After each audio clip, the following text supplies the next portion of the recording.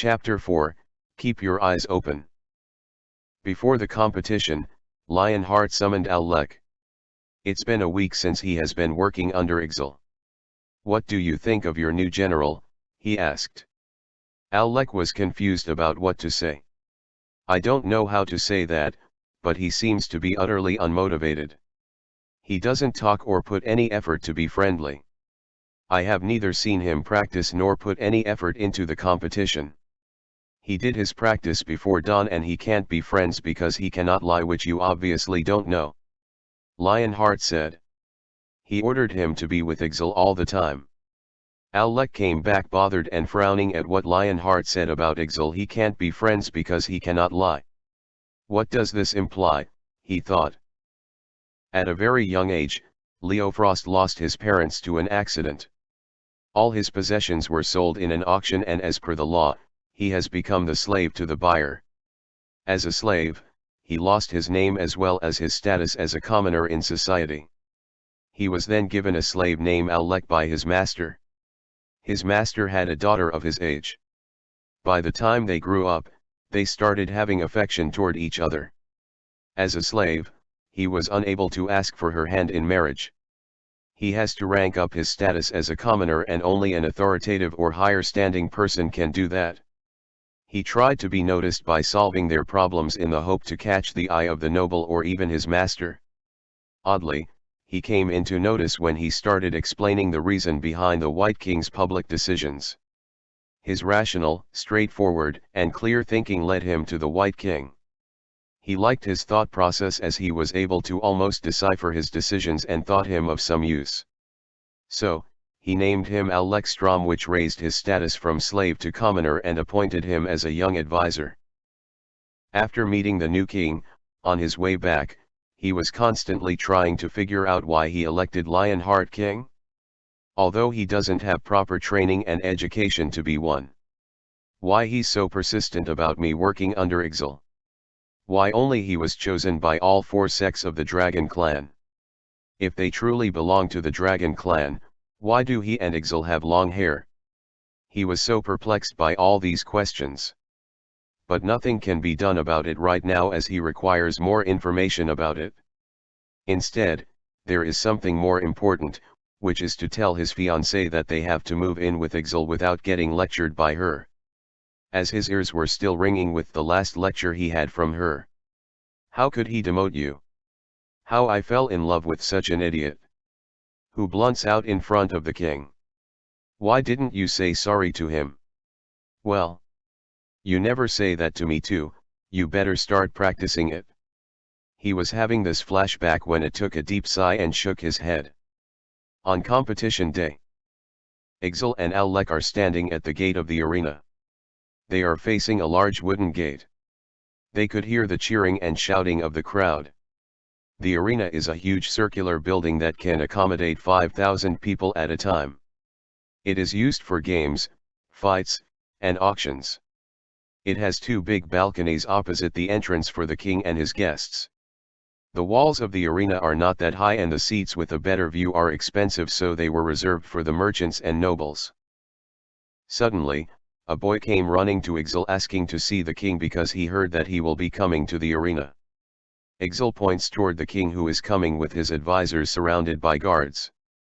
He ran towards the king, but guards held him and pushed him away. Still, he insists to see the king as it is the matter of life and death for him. The kid was shouting, "My lord, White King, king." Lionheart heard the boy and ordered to bring the child. My sis. My sister was taken by the wolves, please save her. The wolves came into our village and take kids with them, please save them. The kid was sobbing when Sils intervened and said that the king should not involve in petty matters like this. The boy said, I heard the White King has never let anyone go disappointed. I can give you some money. He took out his pouch, which has a few silver and gold coins in it. The king doesn't need your money, Sils said. Then he ordered someone to take care of this matter and they moved on. The excitement inside the arena was skyrocketing. It was jam-packed. The reason behind this is Ixal's opponent. It was the identical twin sons of Nilert, Light and White Devon Silver, also known as twin dragons. They have pale skin, white hair, and inherited the healing ability of the Silver family. They have the advantage of healing each other with remarkable speed but within a specific distance. They are decent fighters and the crowd's favorite. People thought it is impossible to win against them as they can heal quickly and the damage is easily reverted. But, when Ixal entered the arena, there was a sudden silence. The reason was the tattoo on his forehead, the mark of a royal slave. It is like history repeating itself. Once again a slave is appointed general by the king. Suddenly it became a matter of pride for the young prince. This weak slave will be our general? I will kill him right here and right now. Light said. I don't think he can stand for 5 minutes, hell, if he will be on his feet after 5 minutes, I will accept my own defeat, White said. With this statement, it becomes a high-stakes match. Everyone is rooting for twin dragons but no one is applauding for Ixal, not even Dragon Clan.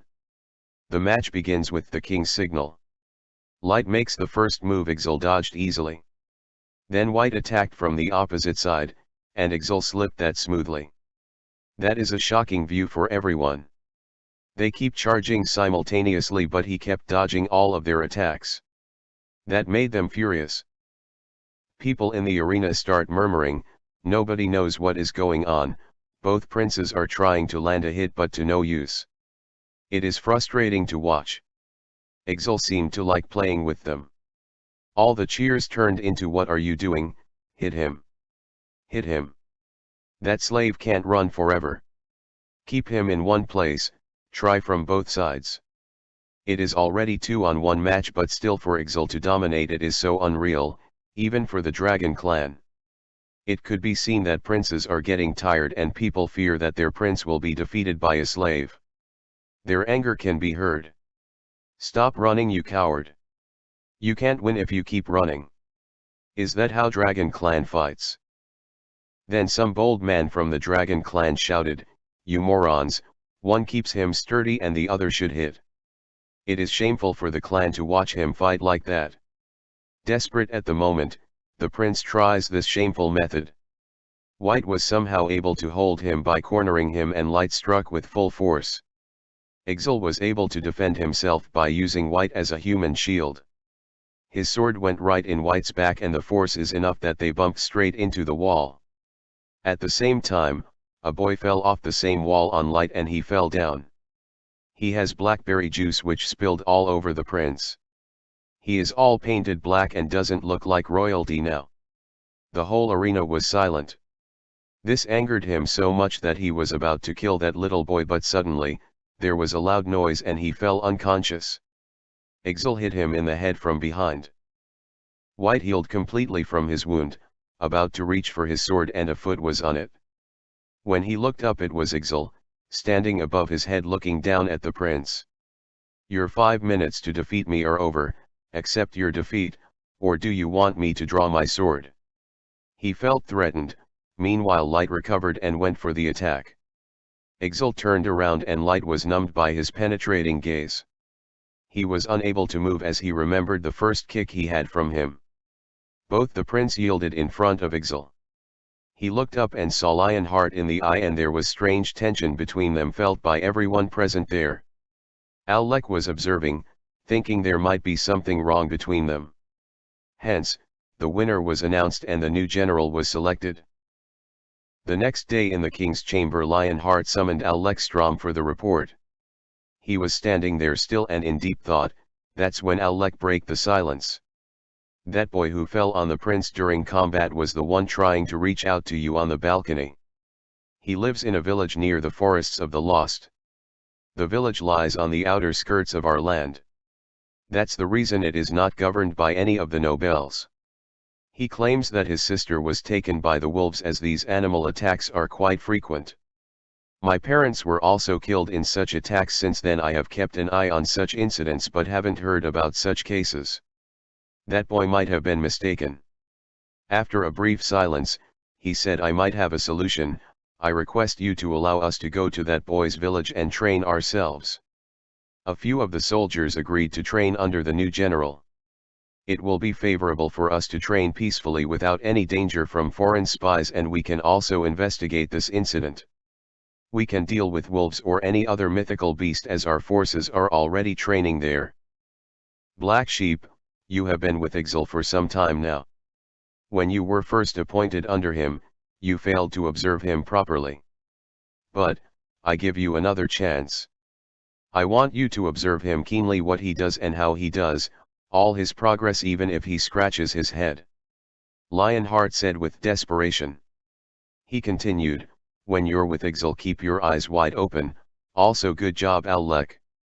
It was the first time when he called him by his name and it felt like he acknowledged his skills. Thank you for reading and stay tuned for the next chapter coming next weekend.